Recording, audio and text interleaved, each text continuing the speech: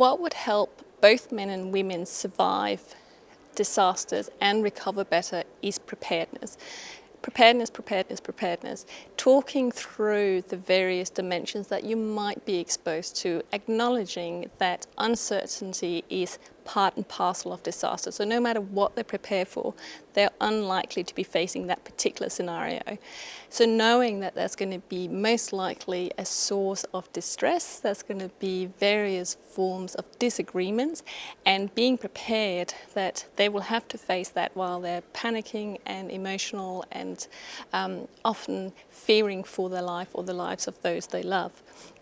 So preparing for that, having the discussions about that, will help both men and women deal with the actual event, but it will also help them recover, because psychological research has shown clearly that people who are prepared for an event, even if they lose everything they own, by knowing that that was a potential consequence of a disaster, they have some form of mental hook to pull them up again. One, we've got to actually understand men a little better about what they want to do, and there's a profile that we could probably describe. We might be too generic about they want to be doers. They're actually doers in the during, and they also don't necessarily slow down in the aftermath, the immediate aftermath. So we've got to build that into the way in which we plan for.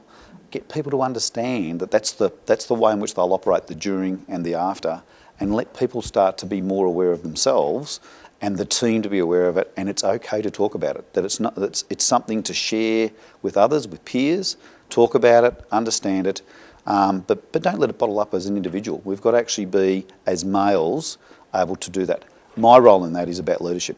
My role is about making sure that we do understand the experience, understand what we know people will go through, and build it into the way in which we operate. The effect on many of the men was of being shaken to their core.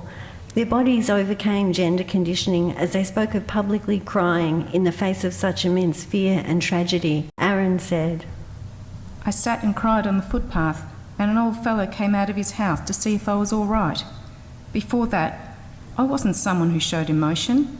It just got to me. I could frighten people with my emotions. Emotions you can't control." I think as an organisation to assist men, once again it comes down to building an understanding and knowledge of different factors that can impact on men during disasters, you know, the impact it can have on their families and their work colleagues, and talk it up about case studies, and also have support networks in place for them, you know, counsellors and a whole range. Peer support's an excellent network that can be put in place in an organisation to really watch out and support people during times of difficulties. In terms of men in emergency services, they need to have a really good understanding of themselves, about their skill levels, their ability to respond to a job, but also a self-awareness of when they are attending critical incidents, well, what impact does it have on them? Sometimes they need to think about if they are under pressure, what sort of support do they need? Don't bottle up things, talk to people. It might be not only thinking about the impact it'll have on their work colleagues, because they might not notice it, but it's also thinking about the impact it can have on their families. You know, they might be stressed or going through a whole range of other factors in their life, and so how does that impact on them, how they relate with their family, their friends, their work colleagues? And in terms of men in particular, they should be looking out for signs in their colleagues, whether they be in terms of those pressures, and, you know, provide support. I think the key thing about the structures, they're still in many instances quite paramilitary, and in that sense we've got to actually break those open a little bit and understand. We don't have to take away the command and control roles of what happens, but we've got to actually make it a more open environment that people can talk willingly, talk knowing that it's going to be respected, even when someone needs that, you know, that open hand, the listening time. Even listening alone is an important part of it, to listen to someone and be able to work them through what they need. We all haven't got those skills, so it's not about a one-on-one process necessarily. It's about trusting the team approach and having respect for each other, that sometimes others do well, others need a hand, and the time they need a hand is the time for us to listen and understand that.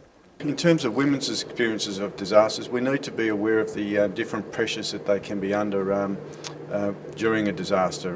You know, we often perform different types of roles.